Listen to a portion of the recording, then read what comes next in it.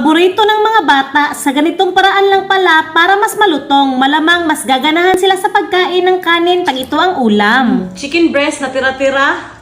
6 na pirasong bawang, konting toyo, kalamansi juice, tapos paminta, haluin, yung container na may takip para mas madali.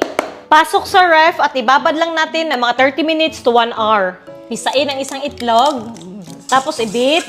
Yung binabad nating manok, isa-isa natin ibalot sa flour. Kawali na may tubig, charot, mantika yan, painitin natin.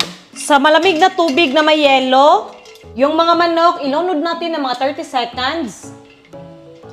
Tsaka natin ulit balutin sa harina. Prito na natin to sa mainit na mantika.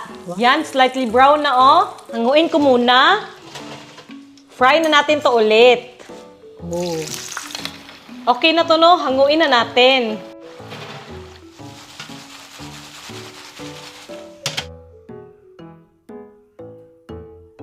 Oh, ito na yung very simple na chicken popcorn. Ay, nang bahala sa sauce nyo, ha?